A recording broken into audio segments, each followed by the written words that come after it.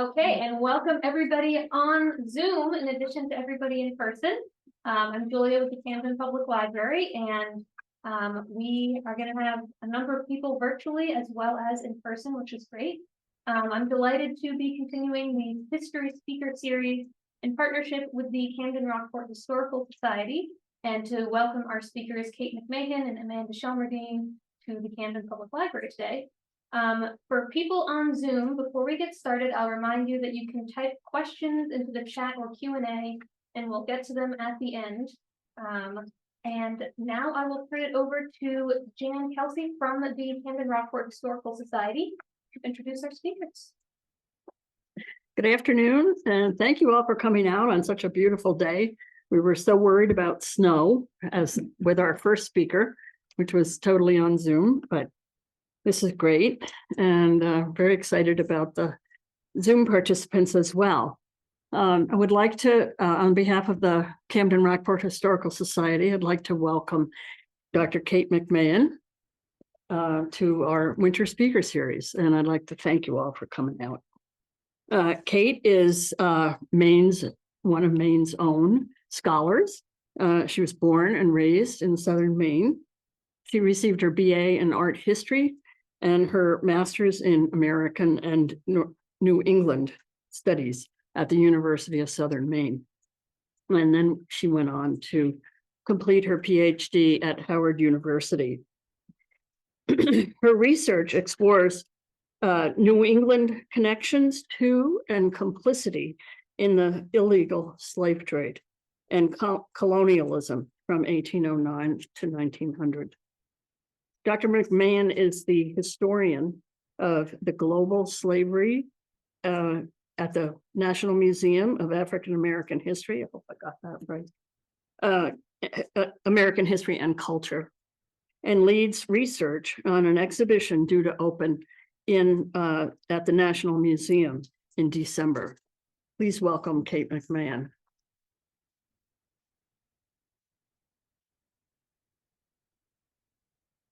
Well, thank you so much to Julia and the Camden Library and Jan and the Camden Rockport Historical Society for hosting me. And thank you all so much for coming out on Super Bowl Sunday to learn a little bit about history. So I am very happy to be here talking about Peterborough and African Americans in Maine. So I'm going to start off a little bit about the history of slavery in Maine to center us into thinking about how this history really began in the state and what this all means, to give us some context. And I'd first like to acknowledge and thank the Peters family in particular and all of their many descendants who live in the area and who live all over the country and the world. And I'd also like to acknowledge that we are on unceded Indigenous land, and you know, it's important to acknowledge that, of course, in this day and age, especially with everything going on with the Wabanaki people and their sovereignty in the state. So it's very important to understand the history of slavery, African Americans, and our racial history more broadly in the state of Maine. Because it is an often understudied and certainly not something that is taught regularly in our schools, although we see a lot of works currently happening in our legislature to change that. Slavery in colonial New England was a small institution when we compare it to slavery in the South. We certainly know that the first enslaved person had arrived in Maine, or what became Maine, by 1663. Although likely there were enslaved people here prior to that, both African and Indigenous people enslaved in the state of Maine. In this 1663 deed, a man named Thomas Bolt gave his son-in-law, quote, a Negro boy named Mingo. But by 1715, there were approximately 2,000 people enslaved in the Massachusetts Bay Colony. By 1775, there were approximately 3,500 enslaved people living in Massachusetts and 629 in New Hampshire. By comparison, in New York, in 1775, there were approximately 15,000 people enslaved in that state. However, that does not mean that slavery did not exist here, and that it was any milder or more benign than the forms of slavery that we see in places that had a much larger system of slavery. Lorenzo Johnston Green, who was the grandfather of studying Black history in New England, who first published his works in the 1940s, noted that an enslaver named Nathaniel Crane beat a captive woman named Rachel to death in Maine in 1695. Sir William Pepperell is probably one of our most well-known enslavers in the state of Maine. This is the probate record from his house, and you can see here at the top, cash paid for Black George, as well as further down, it talks about other enslaved people that were owned by him and paid for by him. So he was perhaps the largest single enslaver in the state of Maine. And for example, he was a wealthy merchant who lived in Kittery Point, and he purchased 5 captive Africans to be brought to Kittery from Antigua in 1719. And he noted, lost my mouse here. Oops. There it is. He noted that in a letter dated June 25th, 1719, a merchant that he had hired, Benjamin Bullard, stated, quote, "Sir, I received yours by Captain Morris with bills of lading for 5 Negroes and 1 hogshead of rum. 1 Negro woman marked Y on the left breast died in about 3 weeks after her arrival in spite of medical aid which I procured. All the rest died at sea. I'm sorry for your loss. It may have resulted in deficient clothing so early in the spring." And of course, he's not talking about the loss of these human lives, the loss of these people. He's talking about the financial loss to William Pepperell. And so, these are just some examples of the ways in which we can see through the historical record, the process of dehumanization that was attempted by enslavers in the colonial period in Maine. Excuse me. Slaveholding was primarily reserved for wealthy people in the state of Maine. Pepperell was said to have sailed down the Piscataqua River, the border between Maine and New Hampshire, on a barge attended by several captive Africans, a clear sign of his wealth and his worldliness, and in what was obviously at that time a quite rural and sparsely populated part of the American colony. Continual raids on settlements in Maine by indigenous people during the 17th century kept the population small and isolated to the southern and coastal parts of the state for much of the colonial period. This also served to keep the population of enslaved people small and the growth relatively slow in comparison to the plantation economies that were beginning to boom in the southern United States, or what would become the United States. So Pat Wall, who wrote a book called Lives of Consequence, recently notes that many prominent early Maine families owned multiple enslaved people during the colonial period. And here you can see the numbers of people that were enslaved by these very prominent early colonists in the state of Maine. During this time period, between 1764 and 1865, Black people averaged about 2% of the state's population, which made Maine one of the whitest parts of the country, of course, and which continued, well into the present day. And this is a scholar of slavery, Ira Berlin, argued that there was a distinct difference between the northern states and the southern states, that the northern states were societies with slaves versus southern states, which were slave societies. So what that means essentially is Maine's economy, the economy of northern New England, enslavement was not necessarily part of the fabric, the very fabric of our, in the way that our region was built. I would argue differently. And I argue, if you've seen any of my other talks about Maine and the illegal slave trade, enslavement here, our enslavers in northern New England may not have enslaved people in Maine, but many of them, including Peterborough and many of these other prominent merchants, enslaved people in the Caribbean.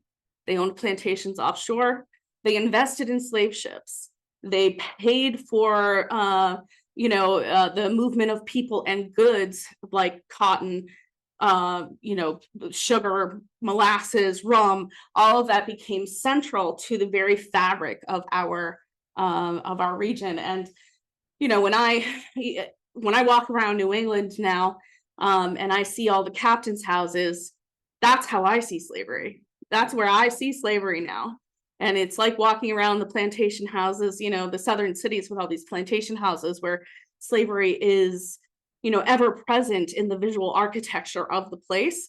That is how I see slavery in our region. And it's a shift in your perspective and understanding that much of the merchant economy of the 17th, 18th, and 19th centuries was intrinsically linked with the economies of enslavement, that these goods that our merchants were moving were produced and manufactured by enslaved people. And often our merchants, our ships that we built in our beautiful towns, these bucolic landscapes, were places of untold horror and dehumanization for many. And we see some of this evidence in documents like this document here on the right, which is the account of a man named John Trott and Philip Hubbard, who had been hired by Captain John Underwood of Kittery to find a young boy who ran away, an enslaved boy named Boston. And this is, of course, this is 1776. So this is right in the middle of the American Revolution. And these men, or 1777 when they captured him, these men are hired to chase this boy who ends up being found on an island off of Kittery. So we can see there's this archive is in the Maine State Archives. There's a set of archives related to this capture because there was a court case because Underwood didn't want to pay these guys afterwards. But we can see that at this time, this duality, this hypocrisy of a time when we're espousing these ideas of liberty and freedom, and yet many enslaved people are attempting to self-emancipate to get their own freedom and are still being re-enslaved in the state of Maine. We know that, by 1650, there was a colonial slave market in the town of York.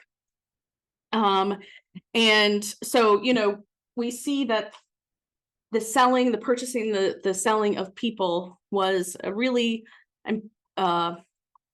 important part of Maine's early history. But notwithstanding the small numbers of enslaved people in northern New England, African Americans resisted their bondage and their oppression continuously, consistently, and always. The supposedly benign nature of slavery in New England is countered by the number of people who attempted to self-emancipate, who fled their enslavers. For example, a Portsmouth resident attempted to recover a 22-year-old man as early as 1715, and there is documents that survive about his attempting to find this person who self-emancipated in newspapers. Free African American communities in the region served as beacons of freedom from bondage, and captive people such as Venus and Jupiter, a couple who fled their enslavers in Dover, New Hampshire, presumably to live together in freedom, were able to secure their own emancipation by utilizing their connections to free persons of color. African Americans clustered together during the colonial period, so despite their relatively small numbers, most African Americans in the region lived in communities with other people of color. African Americans and mixed race communities in Maine began during the period of slavery and were often founded by formerly enslaved people. These communities were safe havens from the legal boundaries of their citizenship, as laws were passed beginning in the 17th century to limit Black behavior, relationships, citizenry, and movement. men and women alike, men and women like Amos and Sarah Peters sought out locales where they had the ability to move more freely via the sea and could found their own communities and institutions. And these were just 4 communities in Maine, but they were everywhere. African American communities were all over the state, from our interior, Aroostook County, Machias, all over the state. Sometimes these were small, a family, a couple of families, and sometimes, like with Peterborough, it became a much larger community. It became people moved there to live within these communities. And so briefly, in a couple of landmark cases in the early 1780s, the cases of Mumbet, also known as Elizabeth Freeman, and Quock Walker, who sued their enslavers in the state of Massachusetts in the 1780s, and successfully their cases overturned slavery because it did not, they could not reconcile the existence of slavery within the new Massachusetts Constitution after the American Revolution. And so Elizabeth Freeman is a remarkable person who, if you ever come to the National Museum of African American History and Culture, you can see this necklace that she is wearing in our Slavery and Freedom exhibition, as well as other materials related to her life and a life-size statue of her. And she was a strong advocate for the abolition of slavery and her own freedom, as she lived in the household of a man who was fighting for the American Revolution, the revolutionaries, and she heard all of this discussion about liberty and freedom and knew that she could pursue this legal route to emancipate herself and her sister, who lived in the house with them.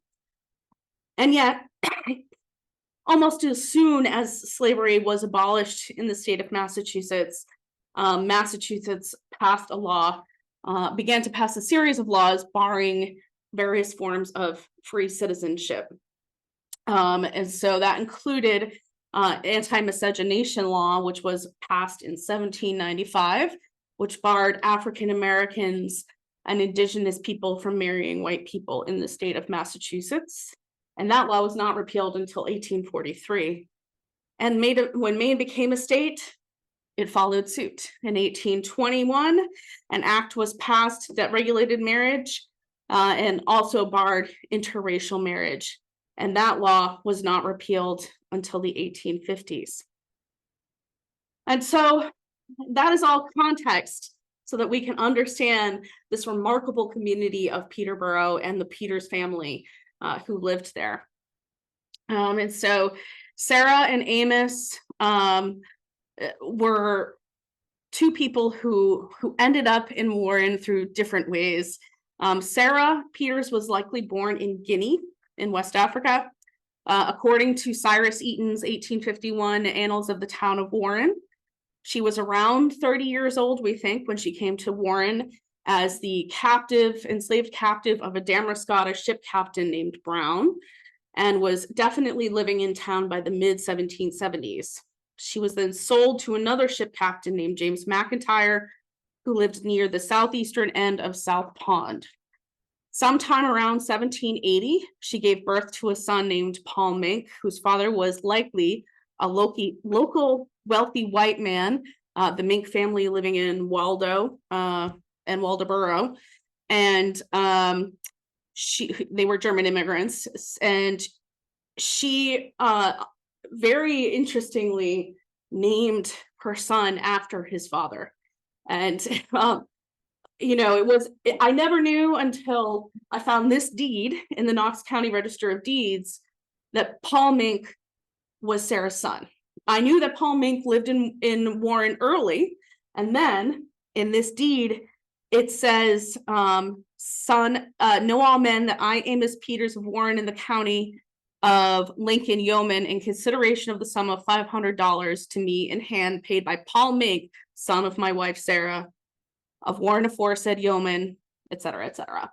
So this deed essentially acknowledges that Paul was the son of Sarah Peters, and that it pre-existed Amos's relationship with Sarah. So little is known about her life in Warren, but by 1784, once she heard about Elizabeth Freeman and Quack Walker's cases in the state of Massachusetts, she raised $1 and hired a lawyer named Patrick Pebbles to ascertain whether slavery had been abolished in Massachusetts. And what's interesting, particularly about this early period, and even with, at the end of the Civil War, which is why we have the Juneteenth celebration, the message of the fact that slavery was abolished did not just arrive everywhere at the same time. And that sometimes was something that was contentious and that had to be fought for and pushed for in these places, especially that were sort of on the fringes of our, the states, essentially. So she was able to hire Patrick Pebbles to ascertain whether to write letters and find out whether slavery had been abolished in the state of Massachusetts. And because it had, she successfully got her freedom. In many ways, I think she has a lot in common with Elizabeth Freeman in that way. By the end of 1784, she had married Amos, and they had their first child together, Isaac Peters, who would go on essentially to helm the community as the eldest brother, and see the expansion of the community throughout the early 19th century. Sarah, as matriarch, helped establish her family as important members of the larger community, and she was a well-respected and early founding member of the Baptist church in town. Sarah's life and the life of her large family was very much linked to the sea, through shipbuilding, seafaring, fishing, and other related industries like coopering, related to these burgeoning merchant economies, especially in the Midcoast region at the end of the 18th and into the 19th century. The Peters family grew really deep roots in Maine that go beyond Warren into the rest of the state of Maine as well. Their community, which was situated on this 150-acre parcel of land at the end of South Pond, was central to the community, to the family, and to the existence of this community well into the 20th century. So Amos Peters was born in Plimpton, which is now part of Plymouth, Massachusetts, around 1737. He was of mixed African and Wampanoag indigenous ancestry, and was likely a member of the tribe. Whether he was enslaved or free prior to coming to Maine, we don't know. He enlisted in the Continental Army on May 4th, 1775, and served for just over 3 months in Captain John Bridgham's company, which was part of Colonel Theophilus, say that 3 times fast, Theophilus Cotton's regiment as a private. According to local folklore, Amos had part of his ear shot off during his service. After this service, he returned to Plimpton and married a 20-year-old Wampanoag woman named Mercy Penez on March 16th, 1776. However, I'm not sure what happened to this marriage. I assume Mercy passed away because by 1780, he is single and living in Warren. So he somehow acquires this 150-acre parcel of land from Henry Knox. And it doesn't seem like he purchased the land, because what the deed says in the general agreement with Henry Knox, normally in the deed, it would say in money paid for me, like what it said with this deed on the right-hand side about the sum of money that was paid for it. So what is the nature of this relationship between Henry Knox and Amos Peters? We probably will never know for sure. For me, it's a tantalizing mystery, and I have some theories about it. One theory is that so Henry Knox, if you're not aware, was the Secretary of War under Washington, and they were at the Battle of Syracuse at the same time, Amos and Henry. So one theory I have is they encountered each other prior to Maine. Another theory that others have proposed as well is that Amos worked for Henry Knox at Montpelier, at his mansion here in Thomaston. It's quite far away from Peterborough, but it's certainly a possibility. And there's, other possibilities too. We won't ever probably really know unless some smoking gun document comes into existence. But it is a certainly an interesting mystery why Henry Knox gave him 150 acres of land that had freshwater access, that was reasonably arable, they grew quite a few different cereal crops like barley here, so decently farmable land. What that was, we'll never know probably.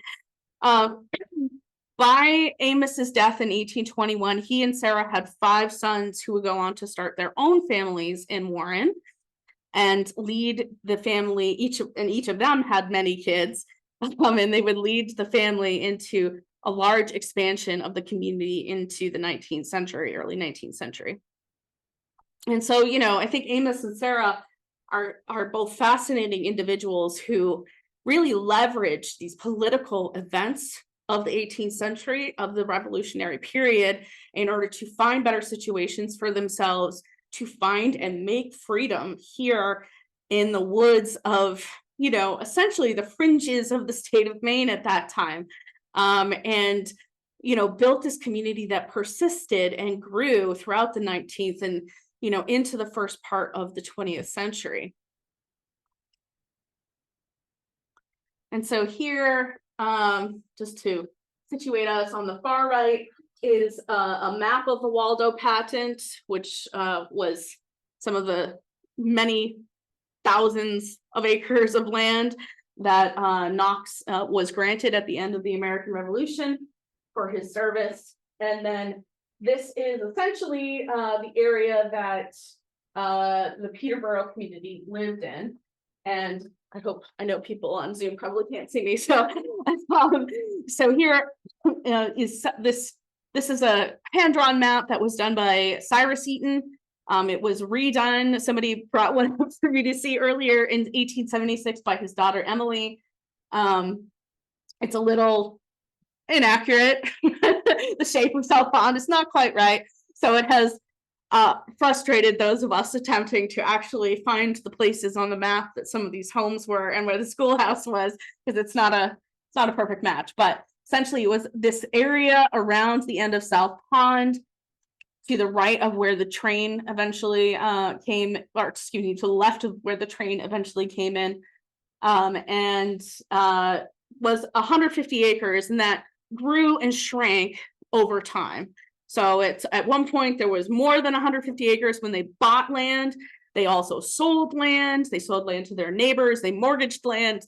So there's a lot of deeds back and forth between these community members and their neighbors, including Sarah's former enslavers, which is very interesting. They actually gifted on Christmas one year, gifted the widow of John McIntyre a parcel of land that abutted her property for nothing, which to me is such an interesting, complex, layered relationship.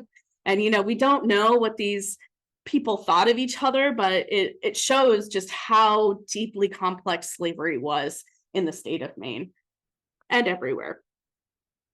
And so this is just a summary of some of the deed research that I did over the course of many years.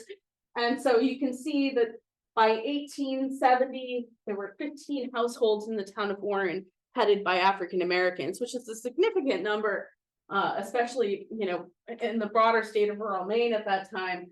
But you can see how quickly and rapidly in this time period, the community really grew as Amos and Sarah's sons came of age. And so here on the top right is John McIntyre's home. And you can see just how close they were to the Peters family there. And this one on the right is the updated 1876 version. And, they were well known enough in the community that when Cyrus Eaton wrote his town history of Warren, in 1851, he actually has a chapter called the Negro Colony at Warren. So, they were certainly well-known and iconic enough locally that it was something that was, deemed important enough to record in this history. So we have little biographical information about this community, especially in the early period. We know that at least 5 children survived they had at least 5 children that survived into adulthood: Isaac, Jacob, Benjamin, John, and Charles. In addition to Sarah's son, Paul, of the 46 people who had occupations listed from the years between 1790 and 1870 on the census, 18 of them, or nearly 40%, were farmers or were engaged in some form of agricultural labor. 9 were seamen, which is also significant given the size of the community. The seemingly small numbers of seamen given the census data does not show their importance. These 9 seamen were all men that were heads of households. And they were sometimes supporting upwards of 10 people in each household. Those who were engaged in agricultural labor were often doing so as part of their family farm. So they had a kind of a collective family farm at different points. They grew mostly rye. And while women were generally excluded from seafaring, they could engage in agricultural labor. For example, 65-year-old Rebecca Griffin, and Rebecca is part of the Griffin family of Brunswick, who also lived on Malaga Island. She was listed as farm manager on the 1860 census. Her husband, Jacob, had died. She was born in Brunswick in 1795 to Nathaniel and Mary Griffin, and she married Jacob on April 22nd, 1813, and together they had 9 children. At least 6 of those children lived long, fruitful lives well into their 60s, 70s, and 80s. Jacob is an interesting person because he was a seaman, and at some point in the 1820s, he went to sea aboard a merchant vessel and headed to southern ports. He was arrested in Mobile, Alabama, and died in prison in 1834, quote, on account of his complexion.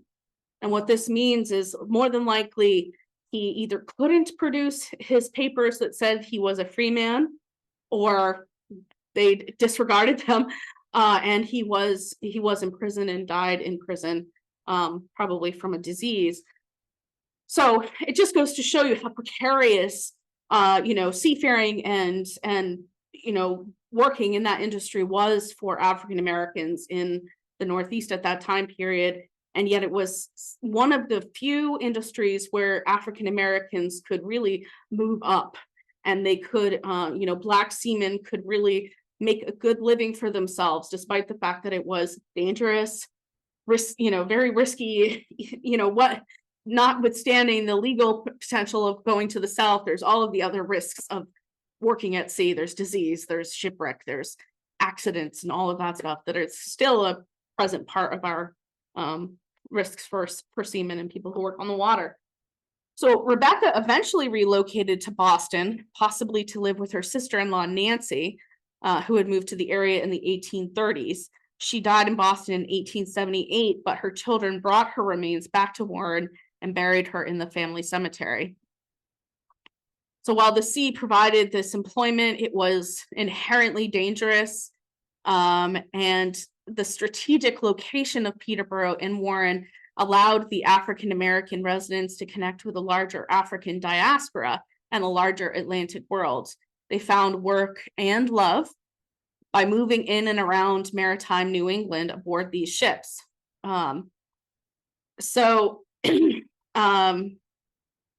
Other occupations also played an important role in Peterborough. Eaton notes in the 1802 arrival of Jack Douglas, a free Black man from New London, Connecticut, who was a celebrated violinist and who regularly regaled townspeople during Sunday services with his playing. He started a hattery in town with a white man named Holbrook Martin. After Martin relocated to Camden, Douglas partnered with Isaac Brakely of Poughkeepsie, who eventually took over the business from Douglas. Unlike Malaga Island, where the health of the community depended largely upon their ability to sell fish and lobster, take in laundry from the mainland, Peterborough was able to amass and support a large population to their ability to feed themselves, to purchase goods by selling their crops, and of course, because they had this land. The land is really central to their ability to sustain their communities, and it's something we see across free African American communities in the United States, that land is really central to their ability to make a life. So between the years of 1850 and 1860, a population explosion occurred in Peterborough. The African American population of Warren was 1.5 times its size in 1860 than it was in 1850. However, the population of the town of Warren itself only grew by less than 1% between 1850 and 1860, which suggests that this rapid growth of Peterborough was due to the internal health of that community, the financial health, physical health, the fact that they could feed themselves, rather than an overall growth of the town's population. And so these are some of the deeds for the town of Warren. This is not all of them. These are the ones that I recorded in Knox County. And you can see just significant numbers of transactions back and forth with various members of the white community, with other members of their extended family. So, from one cousin to another cousin, a brother to a brother, all of that sort of thing, as well as several mortgages and things like that. And what we begin to see toward the later part of the 19th century is a significant financial decline for the community, and they begin to sell and mortgage land, which I'll get to in a little bit, but it essentially is part of the community's sort of dissolution. The land on which farmers like Eldridge Davis, Isaac Peters, and Rebecca Peters worked was critical for the continuation of the community as a beacon for the region's African Americans. That does not mean, however, that the residents of Peterborough did not suffer the same economic, social, and physical hardships that other African Americans did, both enslaved and free. Though Amos must have purchased more land than the original tract, the community routinely mortgaged their land and farms throughout the 19th century, and occasionally sold parcels of the original 150 acres of land. For example, Amos mortgaged 150 acres to J.W. Head, a banker from Boston, on January 31st, 1804, for $240. Amos, by this point, well into his 70s, then sold 140 acres to Paul Mink on January 9th, 1804. He sold an additional 20 acres of land to Paul on October 23rd, 1805 for $130. So I assume he did this to protect the land, knowing that he was getting on in his years. He basically sells it all to Paul, who is the eldest son. Paul retained the majority of his land throughout the 19th century and purchased at least another 60 acres in 1807 for $500. But his half-brother Jacob had a much harder go of it, Jacob, of course, being the person that died in Mobile, which is probably how he ended up in Mobile. Jacob mortgaged his 40 acres for $140 to be paid for $46 per year for 3 years with interest. He paid it off, but ultimately sold 40 acres to John McIntyre, who was Sarah's enslaver, son of, Sarah's enslaver James, for $300 in 1813. Isaac fared better than his brother Jacob. He purchased and sold land throughout the 1840s and 1850s. He had the only structure for which a likely photograph exists, a 2-story wooden house with a large barn, which I'll show in the next slide. The deed evidence provides important information about how the community interacted with the larger white town. And eventually, Paul sold this 30 acres of 30 acres of land to the family of the late John McIntyre for $10 on Christmas Day in 1817. So, this shows how complex these relationships were, how this community grew and shrank throughout the 19th century, and yet maintained essentially this home here at the end of South Pond. It's essentially all this same land. It's just different parcels and areas of land.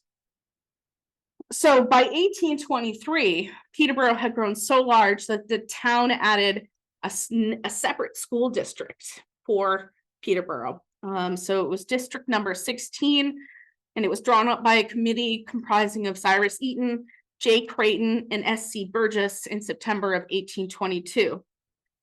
It was established in 1823 to serve this purpose, specifically for Peterborough residents as, quote, a district of colored people. They put zooming around here. Oh no. Okay. Oh no. I don't know what I did. All right. Play from current slide. Yeah, sorry. That's okay. I hit down and it said, okay. Perfect. Thank you. There's always some tech problem, So they petitioned for a schoolhouse, which was funded by a surplus in alewives from the town fishery in 1844. Prior to that, between 1823 and 1844, I assume that they met in someone's home, which was the case at a lot of rural communities and including Malaga Island. They met in someone's home until they were able to get their own schoolhouse.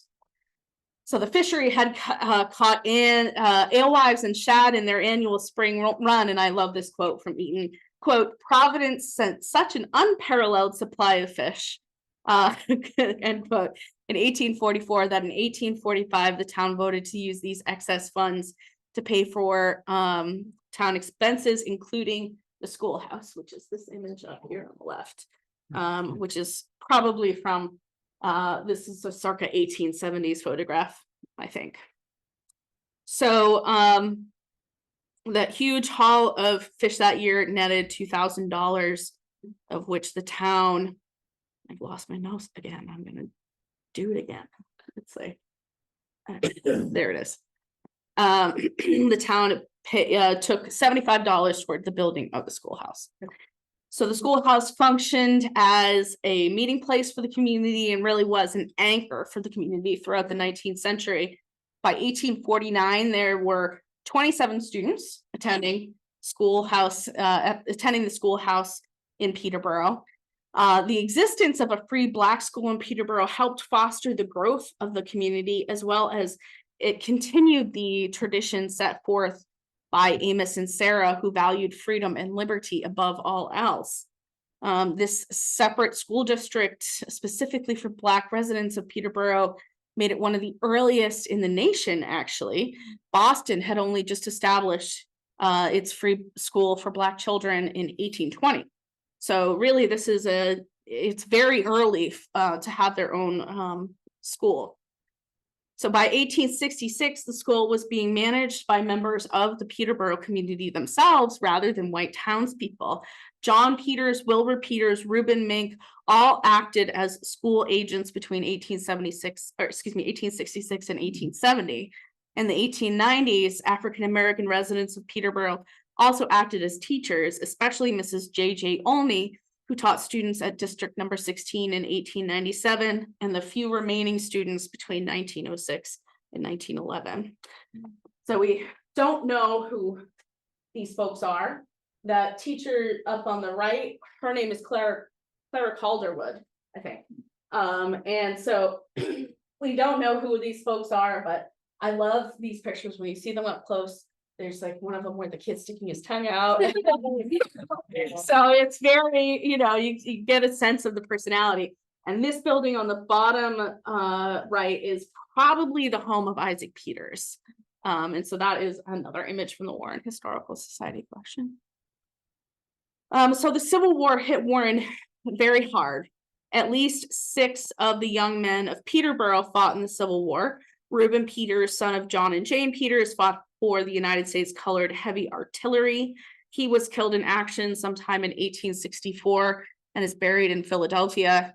His brother James was also killed in 1864. He was mustered into the same regiment in 1863 in Augusta, and he eventually served in the 43rd United States Colored Troop Company B and was declared missing in action in Petersburg, Virginia, which is the site of a very horrific battle where essentially United States colored troops were used as gun fodder in a very disturbing incident. So Abraham Peters, who was the son of Sally Peters, was enlisted in the United States Navy on August 16th, 1864, and he served on the USS Pembina, a screw steam gunboat, and was a barber aboard the ship. He survived the war. Merrill Peters also served in the United States Navy, and I'm not sure whether or not he survived. Emily Eaton's 1877 edition of the Annals of the Town of Warren spoke highly of the service of the African-American residents of Warren who volunteered to serve. She identified Francis only as being the only one who served well of those drafted on July 23rd, 1863. Of the war, she stated, quote, "Difference of opinion now was something more than former difference in politics. It meant liberty or slavery, the safety of the destruction of our grand American Union. Government being at last forced to raise men by conscription, it is not surprising that opposition in the enrollment and egging of the provost marshal by boys took place in one instance, and that considerable excitement arose here, as elsewhere, especially in July 23rd, when the names of the men drafted to fill this town's quota arrived. And some few of the faint-hearted or disaffected fled to parts unknown. Of the total number drafted, 72, only one, Francis only of District Number 16, actually entered the army and did good service, but has since died at home. 6 people furnished substitutes. Unfortunately for Francis and the other Peterborough men who enlisted, they had little means to purchase a substitute. Francis was born in Warren, the son of Lucy Mink and Ebenezer Olney. Francis was a young child when his father passed away, and he was adopted by his mother's new spouse, Lorenzo Carter, who was from Philadelphia. He also served in the United States Colored Troops 43rd Regiment Company C. Olney did eventually return home from the war and settled back into life of farming and raising his young children with his wife, Nancy Peters, according to the 1870 census. The war did also provide opportunities for African Americans throughout the country to seize their freedom. And one Peters man did just that by escaping from prison and attempting to join the 20th Maine Infantry. Albert Peters was born in 1834, the son of Benjamin and Nancy Howe Peters. He was apparently accused of being a thief. On May 5th, 1859, at the age of 21, he was indicted for larceny in Lincoln County. He was accused of breaking into a store on February 24th, 1859, with force and arms belonging to John Bird in Rockland.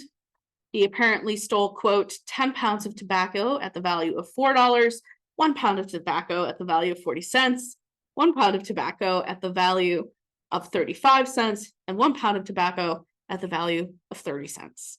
He was found guilty of larceny and was sentenced to 3 years in the Maine State Prison in Thomaston and a $300 fine. He is listed on the 1860 census in the Maine State Prison in Thomaston. And then he escaped.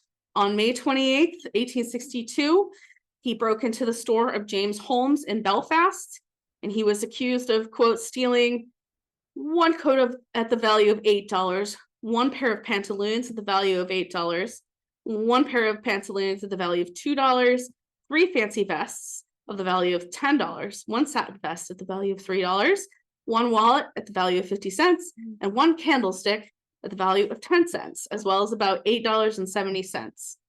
After absconding with the nice clothes and the money from the shop of Mr. Holmes, he headed south towards Cape Elizabeth and Camp King, with the 20th Maine Volunteer Infantry. The storied infantry from Maine was mustering and joined. He enlisted in Company A. How Albert, as a Black man, was able to enlist prior to the Emancipation Proclamation and prior to the establishment of the United States Colored Troops in an otherwise all-white regiment. He's never been listed before. This has never been written in any of the many things that have been written about the 20th Maine before. It's a mystery. Oh, Siri was looking up the 20th Maine for me. There are a couple of possible scenarios as to how this happened that I have theorized, as no other scholar has previously identified Albert and this incident before. One being that he was passing, which is a possibility since these folks were mixed race. Maybe he was able to pass as white. Another possibility is that they were so desperate for troops at this time period that maybe they were just willing to take any human body, a warm seat, to get them into the war. That's probably the most likely one. Maybe it's a combination of factors. Either way, he was discovered. And so this newspaper article from the Portland Free Press, dated August 18th, 1862, states, an escaped convict. Deputy Marshal Hawks arrested on Saturday last a man named Albert Peters, a runaway from prison at Belfast, where he had been confined for the crime of burglary. He is an old offender, having served a previous term in the state prison. The deputy marshal received word that he was connected to the 20th Regiment and laid his hands upon him at Camp King. The boys of the regiment were overjoyed to see the black sheep taken from them.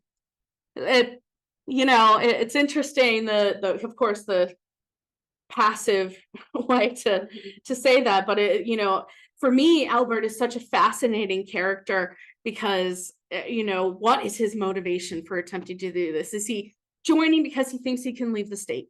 That's a possibility. Is he joining because he is opposed to slavery and wants to fight? He's a young man. He's 20-ish. Maybe this is a moral choice for him. Regardless, unfortunately for Albert, he is imprisoned again and unfortunately dies of tuberculosis a year or two later in the Maine State Prison. So I'm going to end there. Essentially the community of Peterborough persisted well into the 20th century. Unfortunately, around the same time as the events of what transpired on Malaga Island, we see very similar things here. We see an increase in racism directed at the community. By the 1930s, there is a series of disturbing things that occur to community members, and the land, as I said earlier, after the Civil War, and the Civil War financially really takes its toll on Warren and the whole country. Of course, there's a depression. At the same time, there is Maine's first fish stock crisis in the Gulf of Maine. So the first limits on catches and things like that were being established. The Maine fisheries began to limit, in the aftermath of the American Civil War, because during the war, that was where everybody got their food. They were no longer bringing food in via the ships and things like that from the South. That regular route of, shipping of food and goods and things like that was disrupted during the war due to the various embargoes on shipping and, the lack of trains and things like that. And so what we see is a real decline for the members of this community during the aftermath of the Civil War. And by the 1950s, essentially the last of the original 150 acres of land is sold away from the family. And of course, now if you go over to that part of Warren, there is no evidence really that this community ever existed. The only evidence of this community that existed is the cemetery, which Amanda Shelmerdine is going to talk about shortly. It is such an important part of our state's history, and there's such a beacon of making liberty and making freedom and finding freedom despite all of these overwhelming forces that are trying to limit their citizenship, that are trying to limit their agency as people. So, I hope this has been interesting. I'm happy to take questions. I don't know if there's questions on Zoom, but thank you so much, everybody, for coming out.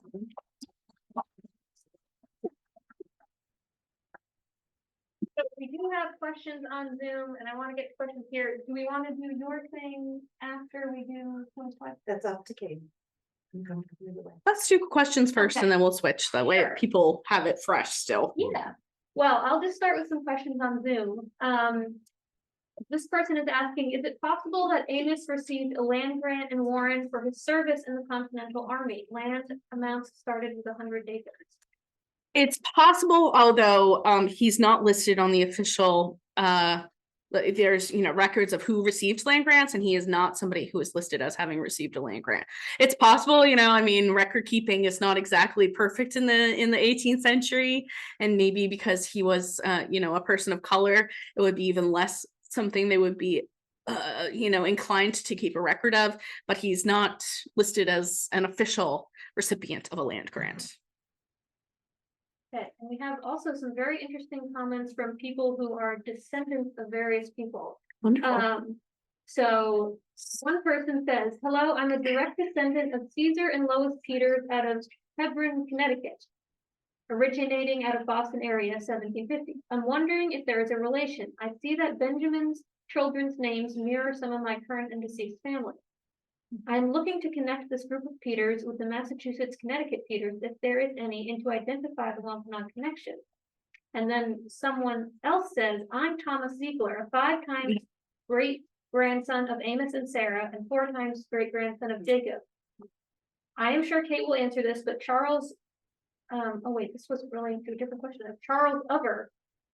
Someone is also wondering if Charles Uver is related to these people. I'm not sure.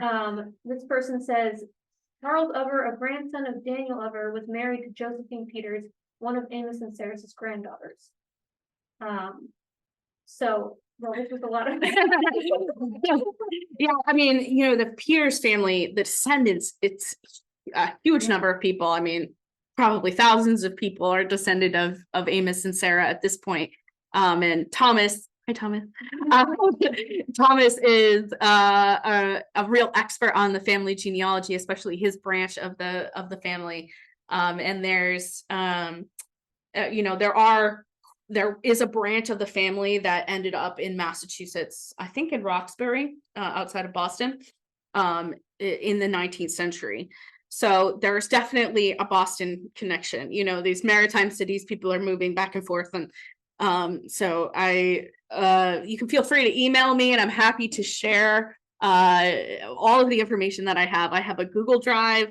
I personally do not feel ownership. This is not my history. This is a history that I steward.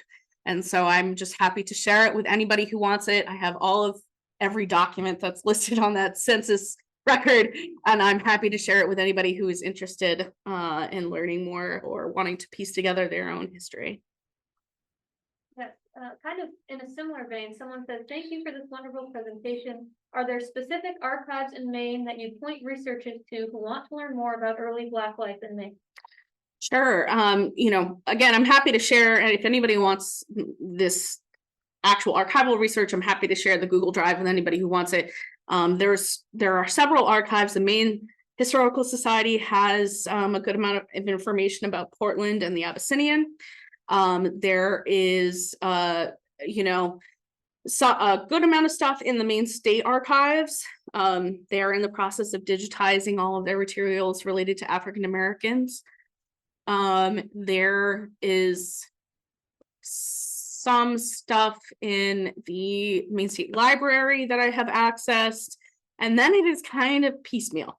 So you kind of got to go to Bob Green, who is one of our preeminent historians of African American history, is chuckling because you kind of got to go to the towns. You kind of got to go and you kind of got to dig and you got to ask around and talk. So there's not necessarily one place that you can go to find all of this information.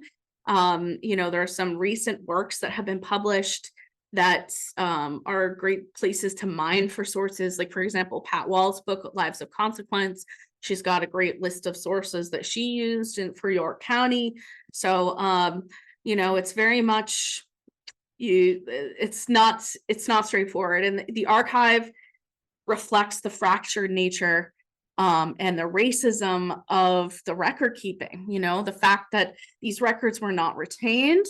They were not deemed important, especially when a lot of our historical societies were being constructed and, formed in the 19th century or early 20th century. They didn't see this as important history.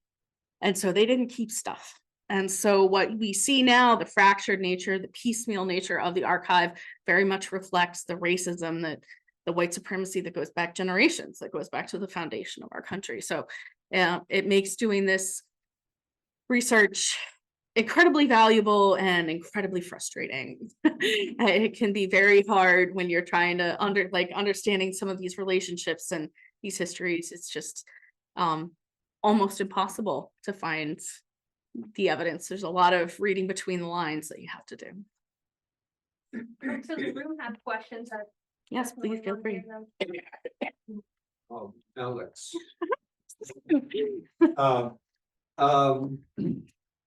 One thing I've been struck by in my research and poking around is how well connected, at least John Douglas is, and the folks related to him were to all the communities, or quite a few of the communities around the state. And I was wondering, were the Black communities able to communicate amongst each other? Absolutely. Yeah. I mean, you see the marriages happening, like people from, pretty disconnected parts of the state coming down, marrying with each other. There's all of these networks of communication, a lot of them by way of mariners.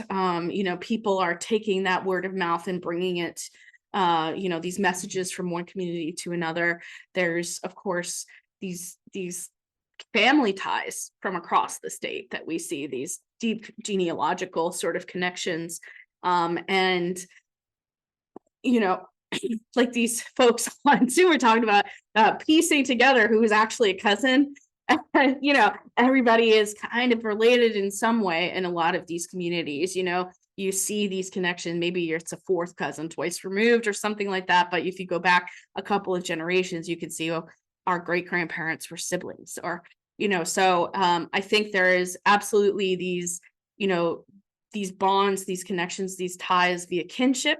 And, of course, there's also these connections via these maritime routes, and later, other forms of transportation like trains become obviously a big way people began moving around the state in the later part of the 19th century. So, it's very much people got around and people talked to each other. You see it with enslaved people too. I mean, there are these networks of freedom that people form that are, it's one of the reasons why a lot of this can be so frustrating to do as a historian, is that it's a lot of word of mouth when it comes to African American history and the history of resistance to enslavement and things like that, because recording things on paper is dangerous, inherently dangerous.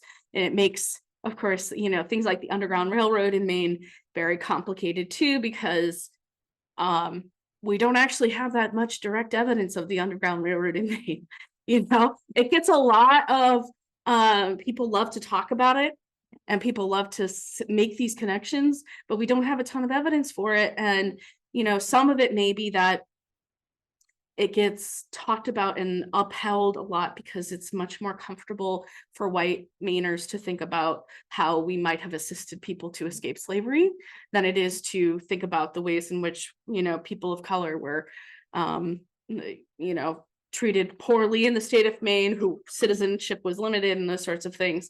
But it's also because writing things down is dangerous, and it's much easier for for word of mouth for these clandestine networks. I saw your hand next. Was there an organized, I'm gonna say Ku Klux Klan type thing in Maine against Peterborough, say, when they started to disperse and face the discrimination more? Was there any sort of an organized effort to abolish them ever that is recorded? Like in the South, every town had their organized effort. Right. So the Ku Klux Klan doesn't make a resurgence until after The Birth of a Nation came out, and the film The Birth of a Nation came out in 1917. So prior to that, there isn't what I would call like organized hate groups. But you see in towns like Warren, like what happened to the people on Malaga Island, there is an effort, certainly, by local and state officials to get these people out of here. You know, they wanted them gone, especially by around the turn of the century. And what we see, just like what happens in the South with the original Ku Klux Klan, which arose in the period of Reconstruction in the South, is there is a violent backlash to Black citizenship, to the very idea of Black citizenship. So, you know, there's poll taxes, there's all of these things that we know about the ways in, you know, which these systems were being constructed to keep Black people oppressed in the South. That similar sorts of processes were happening here in the North. And so we see maybe not the same sort of segregation isn't codified in the same way into law, but we see an organized effort by state and local officials, and of course by everyday people, to eliminate Black people from their towns, to erase these communities. I mean, on Malaga Island, they erased that community. They didn't want any evidence of the people that lived there to exist. They said, if you're not out by July 1st, 1912, we're going to raze this community, burn it to the ground. And they did. So they deconstructed their houses and brought them elsewhere, those who could. So, you know, it is not the same, whether or not, I am not sure whether or not the Ku Klux Klan specifically went after Peterborough, because by the time the Klan really has a presence in Maine in the 1920s, they are, the community is already sort of declining, and the Klan in Maine at that time was primarily focused on immigrants, Catholic immigrants in particular in the state of Maine, particularly the French, but any Catholic immigrant. They were very anti-Catholic, and that was what the Klan in Maine primarily focused itself on. However, that they were against everybody, of course, any person of color, right? But you know, I wouldn't be surprised if there was those sorts of efforts. We just don't necessarily have any records surviving that talk about incidents or anything like that. But you know, you can look at the fact that there was a Black students at the University of Maine that were tarred and feathered in the 1920s, and the fact that there were, I found when I was up at Acadia National Park a few years ago doing research on something else, I came across an ad for the Klan clam bake in Tremont. So, you know, they were all over the state, small towns, big towns, Portland, Milo, I mean, everywhere. So I think you had your hand up next, and then I'll go over here. Have a next step in your research? I mean, I know you could go on for probably the rest of your life. Yes. Have you left this for now, or is there an aspect of this that you really want to carry forward or continue working on? I've left this a little bit. Although this is always like, this is my first big research project. This is a passion project for me. My research now is primarily focused on the slave trade in Maine. So I'm primarily looking at the 19th century, the illegal slave trade. I've done some great talks for, actually she was just here, for Maine conservation voters. So if you go on their website, I've done a couple of talks for them if you're interested in learning more about Maine and the slave trade. So primarily my work now is focused on understanding Maine's relationship to the illegal slave trade, so the trade in humans, primarily to Cuba and Brazil. So the ways in which Mainers were profiting from and directly participating in the trade in human beings in the 19th century during a period of the slave trade where it was at its most brutal, most inhumane. And it's, very much contradictory to this idea of Maine in the antebellum period of being this abolitionist stronghold. That really, so much of our state was dependent upon the money that was flowing in via the slave trade. So, but I am always interested in Peterborough, always interested in it, and Black history in Maine and the ways in which African descended people lived here and resisted and actively were part of our state's history. So, but for now, Peterborough is not something I'm actively researching in the same way, although I'm always drawn back in. Because someone will email me something and I'm like, oh, I guess I better spend the next 4 hours working on this. So I think you had your hand up next. Do you have any information on the relationship between the Black community and the natives here? Only a little bit, like tantalizing things. So there were a couple of indigenous people that lived in Peterborough at various points. I think the only family was mixed Wabanaki and Black. And so there were a couple of families that married in. There were several members of the community that moved down from Old Town that ended up like marrying into families and things like that here.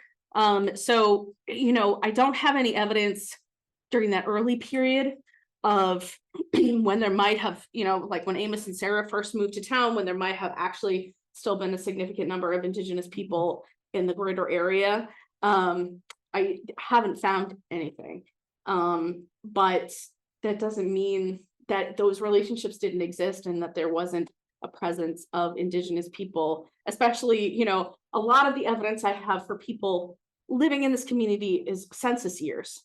So if somebody's moving in between census years, Yeah, they're never there, that's it. So, it remains to be seen, and it's a really valuable area for additional research. If anybody has a graduate student or hopeful graduate student in their life.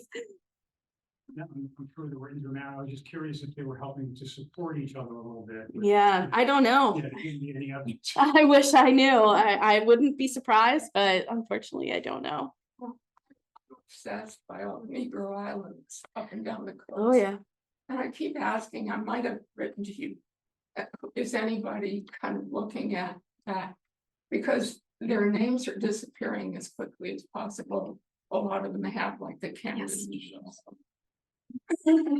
I don't, it's even hard to find maps, and I just would like to know that somebody's going. They are actually my colleagues in Atlantic Black Box in the Place Justice initiative recently have completed a large report for the Permanent Commission on the Status of Tribal and Racial Populations in the state on place naming in Maine, and the Negro Islands is part of that. But it's completely about changing the names. Is anybody documented? They do no, it's 170 pages on the history, as much as they could find about the history of these places. And I know that up in Castine, on one of the islands that was recently contentiously renamed, they did, the local historical society, Elisa Lutz, the director of the historical society, did significant research on trying to identify how the islands got that name.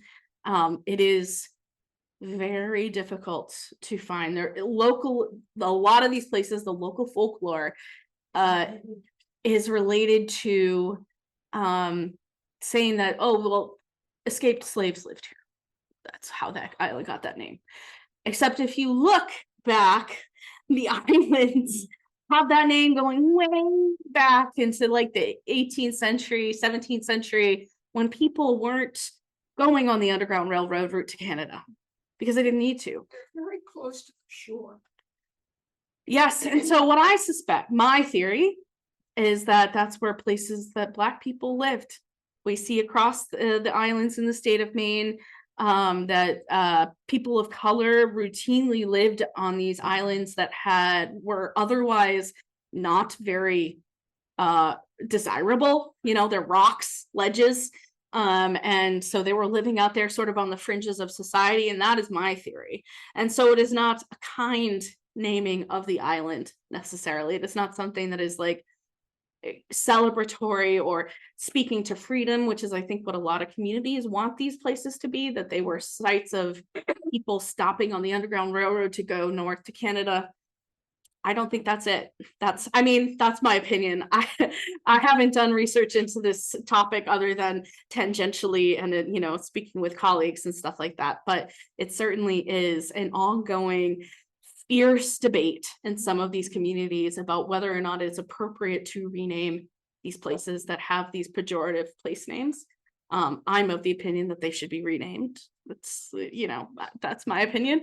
But because they can cause harm and we don't have the evidence that they're for many reasons. So yeah, I can give you my card at the end and you can email me and I can send you to some folks who are more knowledgeable and better educated in this particular ongoing debate in the state of Maine than me. Yes. Thank you so much for your talk. Oh yeah, of course. Really excellent. And I had a question about, is it Rebecca, who was a farm manager, her husband died. I was really curious if you have more background on how that transfer happened, because I know around the same time, women's property rights were really evolving in Maine, and I found it's really hard to find the stories of women because they don't often have those property rights. Do you know, was there an official transfer of the deed, or was there? I don't know. I'd have to go back and look. I think not. I think in her situation, it might have been that it was in the name of one of her sons. But I encountered this topic, interestingly enough, on researching a slave trader in Portland, who Samuel Trask, who was a very wealthy Portlander in the mid-19th century, and who was the major investor and owner of a slave ship that was intentionally sunk in the 1850s in Cuba. And he died of yellow fever while this was, the captain of the ship, John Thornton, I think his name was, died while this journey was occurring. And his widow basically had a parcel of land, which is now at the base of Munjoy Hill around India Street, taken from her by Samuel Trask. Samuel Trask was the tax assessor. And so he assessed a gigantic tax on this parcel of land and took the land out from under her. And she wrote a 160-page letter to the Supreme Court of the state of Maine about why she deserved her land, which may have perhaps been because she was benefiting because her husband sold hundreds of enslaved people in Cuba in the 1850s. So if you email me, I can send it to you. It's fascinating because she rails about how she's a taxpayer and all these different things and how she deserves the land and stuff like that. So So, and thinking of the land today, is it closer to Route 1? No. So Peterborough is, if you go from the juncture of Route 1 and Sandy Shores Drive, the cemetery in it of itself is 1.2 miles, 1.3 miles away from that intersection, just off of Bunker Hill Road. So the community itself is up the hill a little bit and then down Stark Hill Road. And so it's closer to 1.5 miles from the intersection of Route 1 and Sandy Shores. That's a good segue for me to introduce Amanda Shelmerdine, who is the town sexton for Warren, who's going to talk about her work in Warren, restoring the cemetery and the ongoing ways in which you might participate in Warren. So thank you.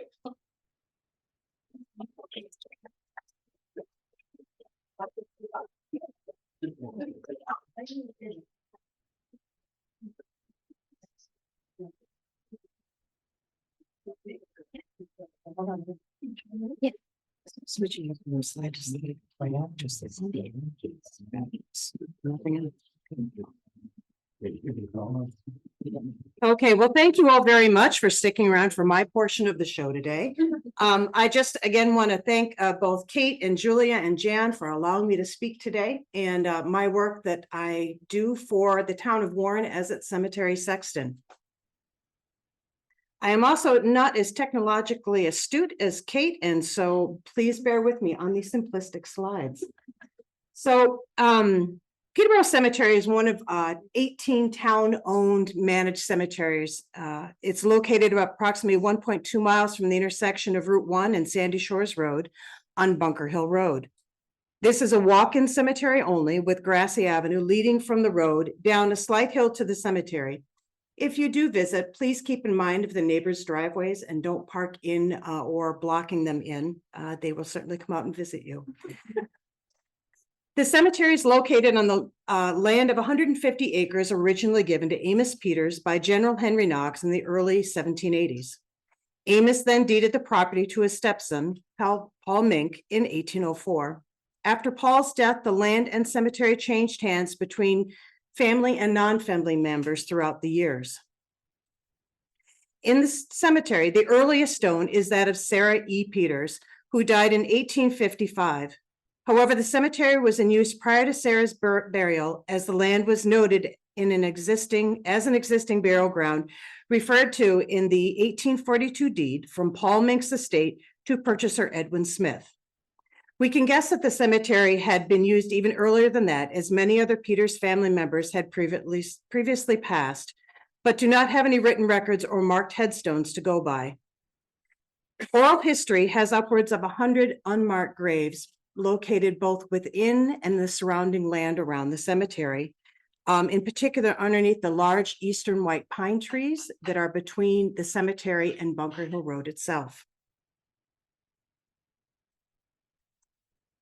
Throughout the years, the Peter family descendants maintained the cemetery and were buried within. In 1991, the last caretaker, who was raised in the community of Peterborough, passed away. Sidney Carroll Peters was a Korean War veteran and is now buried within the cemetery to the left of the entrance when walking in, next to his wife, Cynthia.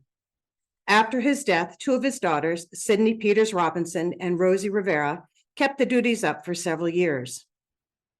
In 2003, Elmer and Lois Hart deeded the cemetery and right-of-way access on the avenue leading from it to Bunker Hill Road to the town of Warren. And in 2006, the remaining land on either side of the cemetery was deeded to the town by Joel Gay. At that time, improvements were decided as necessary. This included removal of large overstory trees, brush removal, an installation of a chain link fence, and living screening was also planted by a local Boy Scout troop as a community service project. A lot of change, and you can see it's right on the banks of the Back River right there. A lot of haying and such happened.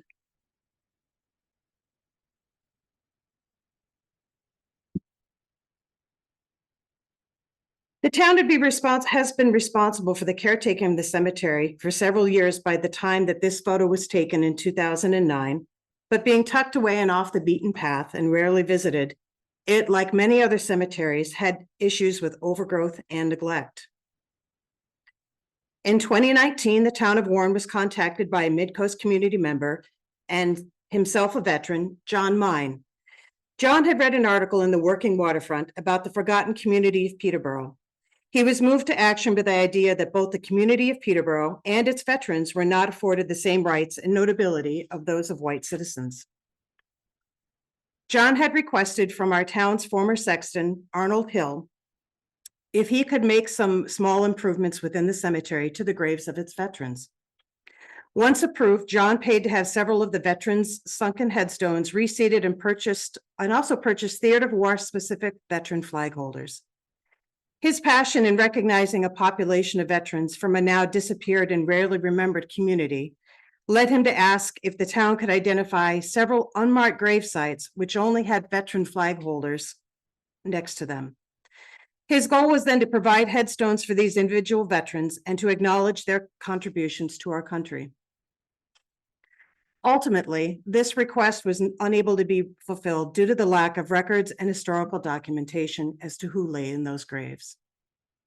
But it led to the funding of a monument dedicated to 21 veterans who came and settled in the Peterborough community or who were born and raised within it. The research took a couple of years and many shared resources to complete. The generous donation of the Peterborough Veterans Monument enabled some much-needed sprucing up to be done.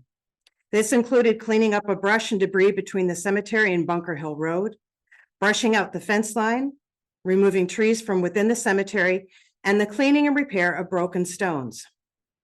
This picture right here shows 4 headstones of the children of William H. and Sarah Peters, and they are from left to right, Sarah E., Elijah, Sarah A., and the one that's on its side is Joel Peters.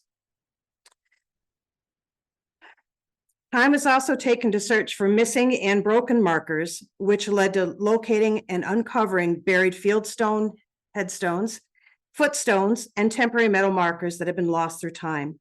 These were reseated and placed in position as they were found. And this is a picture of Francis Olney or Olney. His name was spelled differently in records. When you're doing research, whether it's family genealogy or for cemeteries, sometimes a big stumbling block when you don't have written documentation or know it personally is that you go from what Kate had said in regards to using census records. And back then, there was a wide variety of ways to spell everyone's name. So this is an example of Francis's headstone, which was a military stone. It's conditioned prior to the cleaning and restoration. And here's afterwards. Here's a row of clean stones, like night and day. Just absolutely amazing. And you can see behind that one stone right there, that is Margaret's, Isaac's wife's footstone, that had been moved in the cemetery. Many of our footstones in the cemeteries, I swear, have legs, get up and move. And they really do. That one in particular was put in a different row. And back in 1985, our Historical Society, along with Leland Overlock, wrote a book which documented our cemeteries, which has been such a tremendous resource. I can't tell you where I would be right now without that, when having to relate to who's buried where or who's not. And during that time period, that footstone was thought to be a separate headstone. And it was later determined after digging it up, because it had been fallen over and in a couple of pieces, that actually that was her footstone. So it will be put back in its rightful place here come springtime. And this is Francis's stone. Such a difference. Now, through time, I've also noticed through some of the pictures that people have come and cleaned headstones, most notably those of the veterans in our cemetery. But definitely this job of last year really makes things shine. There are inscriptions that I didn't even know existed on headstones prior to this being cleaned, which was a little bit of a shocker.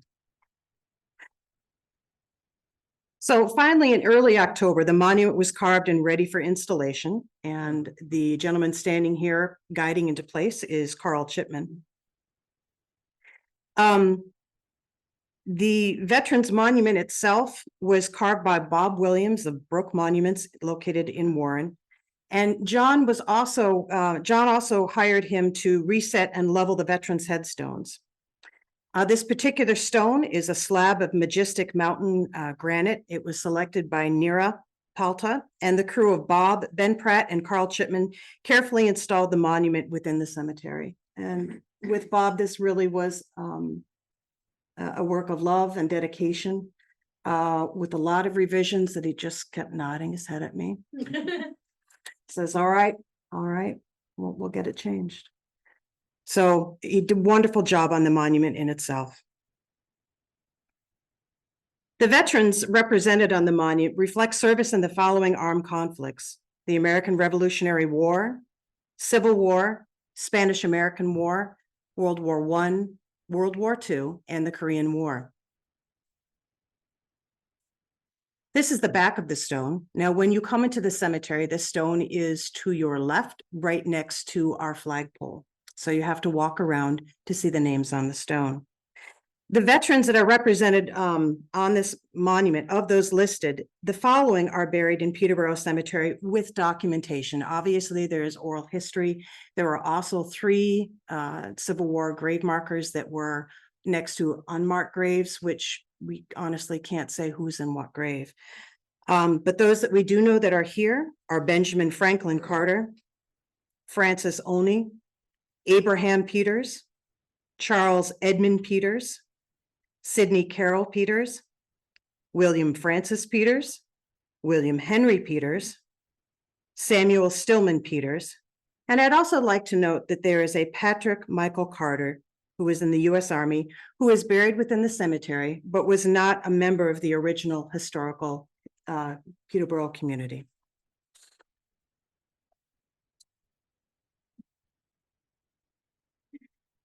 The commissioning of the Peterborough Veterans Monument was truly a gift, not only to the descendants of the veterans who lie within, but to our town of Warren and to Maine as a whole. For what is once a vibrant and viable community now only exists in memories and photos. On October 28th of 2023, a group of roughly 100 gathered for the monument's dedication. Participating in the ceremony were local veterans, Girl Scout and Boy Scout troops, along with several of our speakers. Attending were local Peter family descendants and from those across America, some of which had met for the first time at the event. And I have to tell you, one of the best things of that day was actually watching them all realize that they were related and never having met before. The smiles and wonderment that absolutely came across their faces was just phenomenal. And I was really glad to be a witness to it. These are members of the Peter family descendants at the reception that was held at the General Henry Knox Museum directly after the ceremony.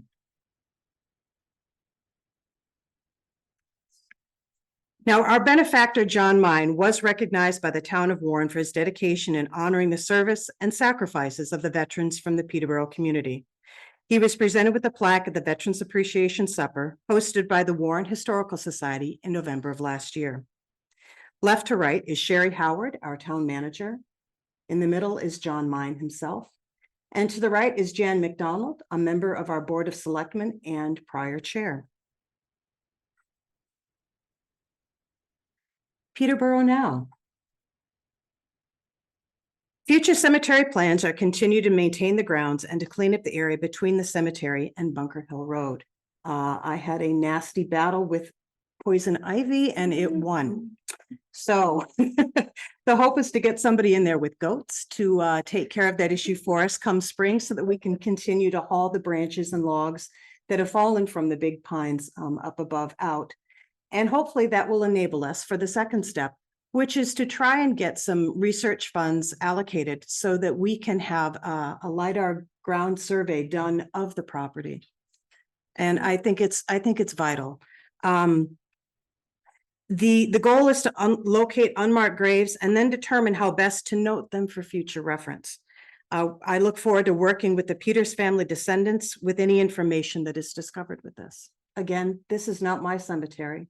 I maintain it, but I do not have any family that's buried within. And it's really important to take the considerations and needs and wants of others whose family members are there with anything that happens to this place in the future.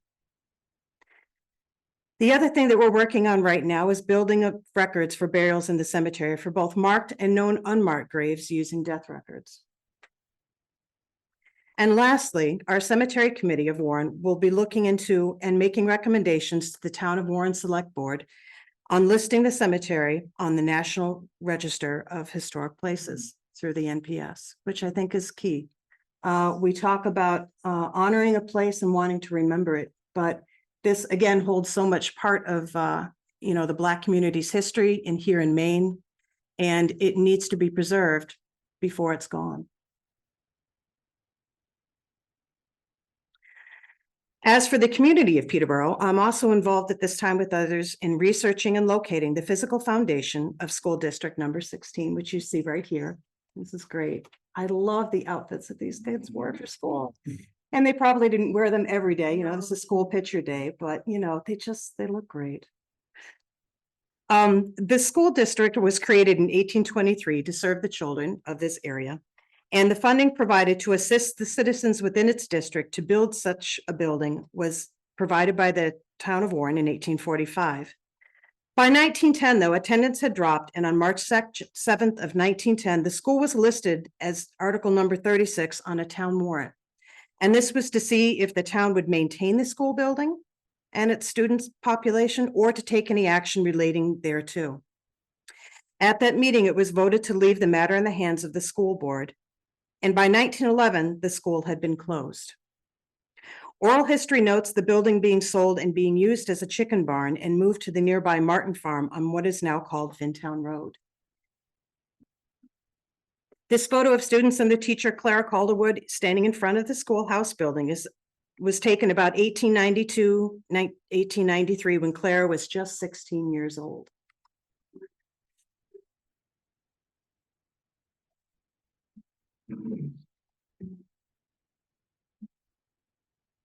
And thanks to the sharing of Peter's family descendant knowledge, a promising physical location of the school's foundation was shared with me and others in October of 2023.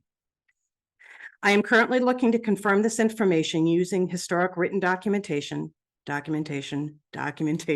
so important, alongside with the help of others.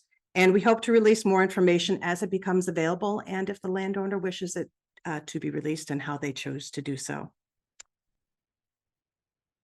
With closing, I'd like to refer to the epitaph from the headstone of Sarah E. Peters, the first dated stone in the graveyard, and Sarah died at age 8. Gone from the hearts that love her, gone from her home away, gone in her childish beauty to the realms of endless day. And as for the community of Peterborough, may it be gone, but not forgotten. Thank you very much.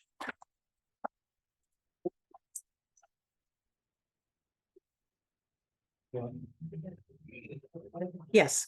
Have you ever had anybody do any ground penetrating radar on the property to determine if there are other graves in the establishment? So we are looking to get a grant for that. I can tell you that oral history has upwards of 100 graves, and within this area, it certainly is possible because back then there was a lot of sickness and children died at early ages.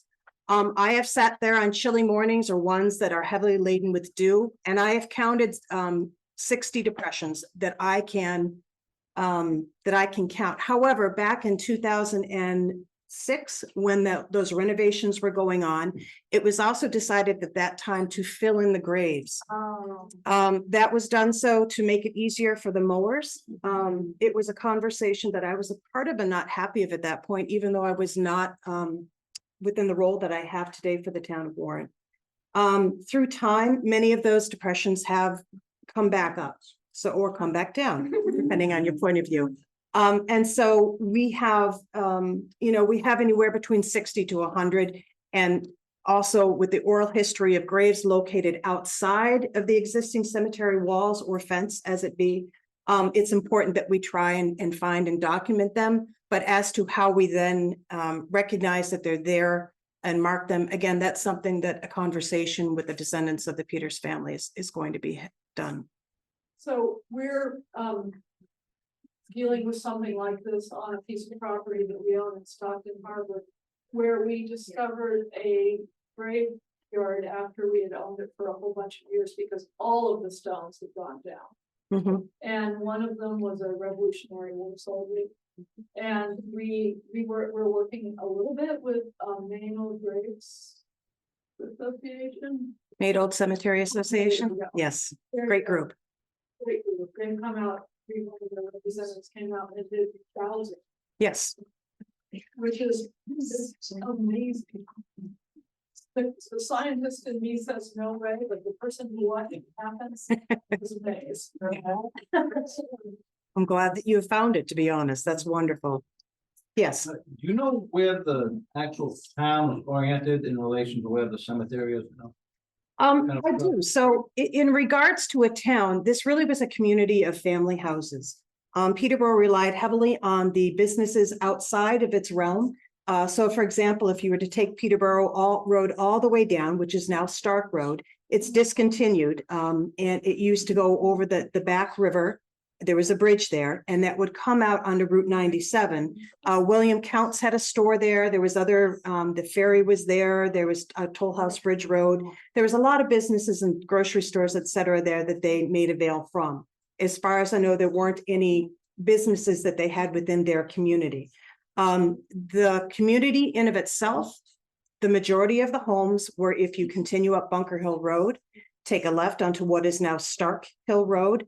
On either side of that road, going all the way down, even past where it's discontinued, there were homes, as well as on the other side of the river.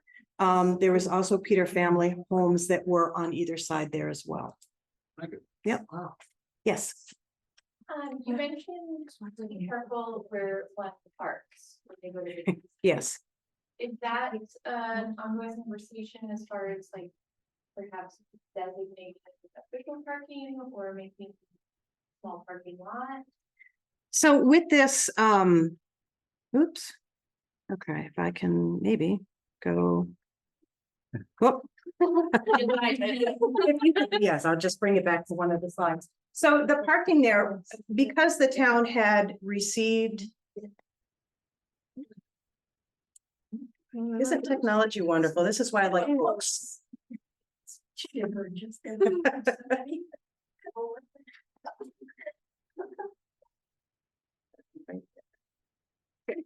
Okay. Use your. All right. So with this entranceway right here with our older signs, there's ability to park right on that avenue right there. There's a room for one, maybe two cars on that spot, but the actual entrance to the cemetery in of itself is very small. And so it's very narrow. It's like only 42 feet across. And so we have a telephone pole there. We have some ditching. It's very, very limited. So if you're looking to go there with the group, there's some parking areas that are, you can go a little bit farther up the road where the road widens and kind of scooch off there, or park at the entrance, beginning where Route 1 and Sandy Shores is. There is a parking area there, and then you can come in with other cars. So unfortunately, because we want to keep the character and the historical area of it, there really isn't much that we can do without destroying that character in regards to providing parking. So. And I would say if anybody here is from the town of Warren and you're looking for something really invigorating to do, please come join us at our next cemetery committee meeting. Where can you find information on when that is? So we have got it on our website, on the townofwarren.org. And that'll be listed under meetings, upcoming meetings. Great, thank you so much. Great, thank you.